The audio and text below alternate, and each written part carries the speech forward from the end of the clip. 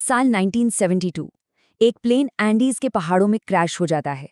इसके बाद जो हुआ वो इंसानी जज्बे और जिंदा रहने की चाहत की सबसे हैरान कर देने वाली कहानियों में से एक बन गया।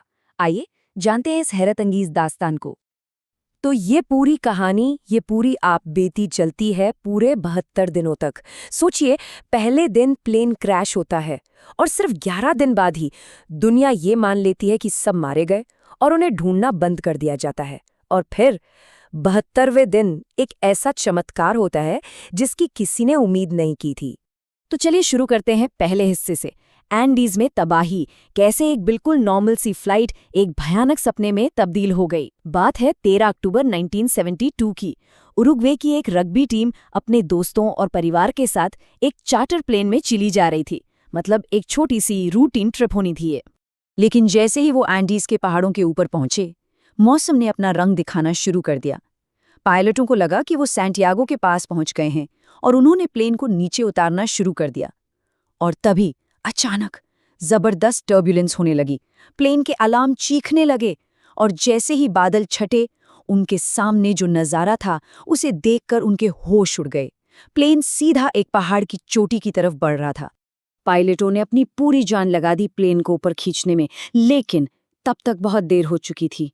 प्लेन का पिछला हिस्सा और उसके पंख पहाड़ से टकराकर ऐसे फट गए जैसे कोई कागज हो, और जो बचा हुआ धड़ था वो, जरा सोचिए, 350 किलोमीटर प्रति घंटे की रफ्तार से एक ग्लेशियर पर नीचे फिसलता गया और आखिरकार 3570 मीटर की ऊंचाई पर जाकर रुका। हैरानी की बात यह है कि इतने भयानक क्रैश के बाद भी प्लेन में सवार 45 लोगों में से 33 लोग जिंदा बच गए थे। लेकिन शायद उन्हें पता नहीं था कि उनकी असली और सबसे बड़ी आजमाइश तो अब शुरू होने वाली थी। अब आते हैं कहानी के दूसरे हिस्से पर, प्रकृति के भरोसे। यहाँ उम्मीदें धीरे धीरे दम तोड़ रही थीं, क्योंकि अब जिंदा बचे लोगों का सामना एंडीज की बेरहम सच्चाई से था।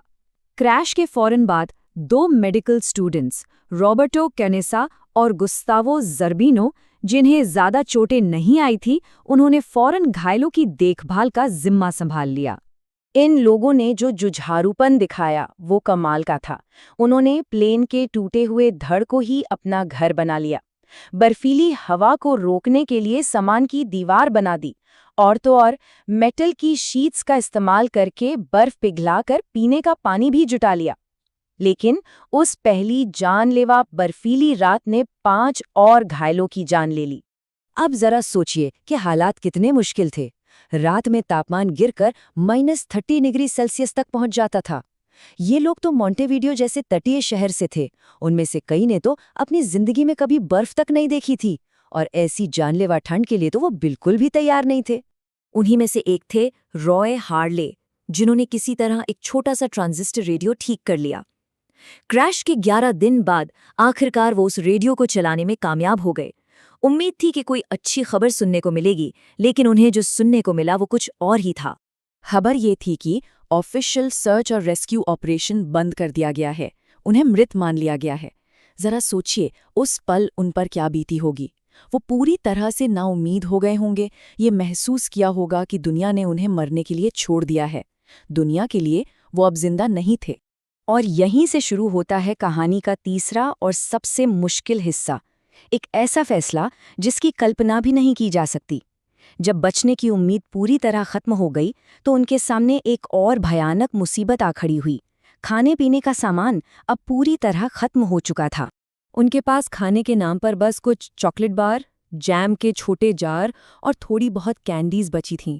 उन्होंने इस छोटे से राशन को जितना हो सका उतना खींचा, लेकिन आखिरकार वो भी खत्म हो गया।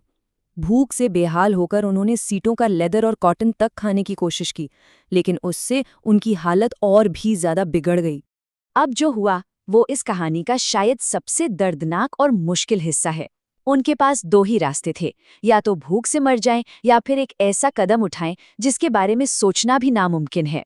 आखिरकार जिंदा रहने के लिए उन्होंने आपस में एक बहुत ही मुश्किल समझौता किया कि वो अपने उन साथियों के शवों का इस्तेमाल करेंगे जो क्रैश में मारे गए थे। ठीक जब उन्हें लगा कि चलो जिंदा रहने का एक रास्ता मिल गया है, तभी किस्मत ने एक और बेरहम मजाक किया। 16वें दिन की रात एक जबरदस्त एवलांच आया और उसने प्लेन के धड़ को पूरी तरह बर्फ से ढक दिया। इस हादसे में 8 और लोगों की जान चली गई और जो 19 लोग बचे वो 3 दिनों तक उस अंधेरी बर्फ की कब्र में फंसे रहे। कहानी का चौथा पड़ाव है चिली की ओर एक लंबा सफर। ये एक आखिरी हताश कोशिश थी। उस एवलांच के बाद ये बात साफ हो गई थी कि वहां रुककर मदद का इंतजार करना मतलब मौत का इंतजार करना। अगर जिंदा रहना है तो इन पहाड़ों से खुद ही बाहर निकलना होगा। तो एक प्लान बनाया गया। टीम के जो सबसे मजबूत सदस्य थे, पराडो, केनेसा और विजिटिन, उन्हें मदद की तलाश में भेजा जाएगा। और देखिए उनकी सूझबूझ, उन्होंने प्लेन के इंसुलेशन और कपड़ों के टुकड़ों को सिलकर एक स्लीपिंग बैग तैयार किया। ये स्लीपिंग बैग उन बर्फीली रातों में जिंदा रहने के लिए बहुत जरूरी साबित होने वाला था। तो क्रैश के 60वें दिन आखिरकार वो निकल पड़े। उनके पास ना तो कोई गियर था, ना कोई तजुर्बा। ये चढ़ाई लगभग नामुमकिन थी। सफर इतना मुश्किल था कि तीसरे ही दिन विजिटिन को वापस लौटना पड़ा ताकि पराडो और केनेसा के लिए खाना बच सके और वो दोनों अपना सफर जारी रख सकें। और अब आता है वो पल जिसने उनकी बची खुची हिम्मत भी तोड़ दी होगी।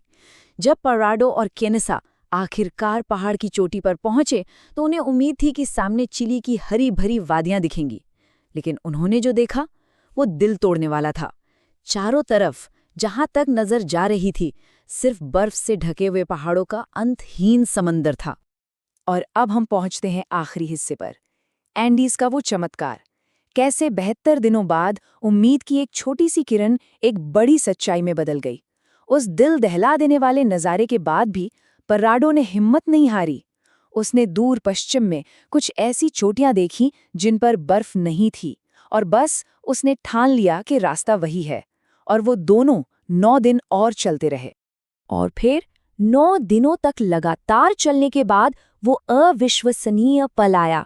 उन्होंने एक उफनती हुई नदी के उस पार एक घुड़सवार को देखा। नदी का शोर इतना ज्यादा था कि उनकी आवाज उस तक नहीं पहुंच सकती थी, लेकिन उस आदमी ने, जिसका नाम सर्जियो कैटलिन था, उन्हें देख लिया। वो अगले दिन फिर लौटा और इस बार उसने उनकी तरफ एक पत्थर फेंका जिससे एक कागज और पेंसिल बंधे थे। पराडो ने उस कागज पर वो मशहूर नोट लिखा, मैं उस प्लेन से आया हूं जो पहाड़ों में क्रैश हो गया था। वो किसान सर्जियो कैटलिन 10 घंटे तक घोड़े पर सफर करके पास के कस्बे तक पहुंचा और अधिकारियों को खबर दी। और फिर 22 दिसंबर को क्रैश के 70 से ज्यादा दिन बाद उस सन्नाटे से भरी वादी में रेस्क्यू हेलीकॉप्टरों की आवाज गूंजी। पराडो ने खुद हेलीकॉप्टरों को गाइड करते हुए क्रैश साइट तक पहुंचाया, अपने दोस्तों को बचाने के लिए। तो अंत में क्या हुआ? प्लेन में सवार 45 लोगों में से सिर्फ 16 लोग ही जिंदा घर वापस आ सके। ये आंकड़ा हमें बताता है कि इस हादसे की कितनी बड़ी कीमत चुकानी पड़ी, और साथ ही उन 16 लोगों के हौसले और जिंदा रहने के उनके अविश्वसनीय जज्बे को भी सलाम करता है। ये कहानी उम्मीद और हिम्मत की एक ऐसी मिसाल है जो हमें सिखाती है कि जहां चाह होती है वहां राह निकल ही आती है। ये दिखाती है कि अगर इंसान कुछ ठान ले तो नामुमकिन को भी मुमकिन बना सकता है। और जाते जाते एक सवाल जरूर मन में आता है कि ये कहानी हमें इंसानी सहनशक्ति की हदों के बारे में क्या सिखाती है, कि आखिर वो कौन सी चीज़ है जो मुश्किल से मुश्किल हालात में भी इंसान को जिंदा रहने की वजह देती है।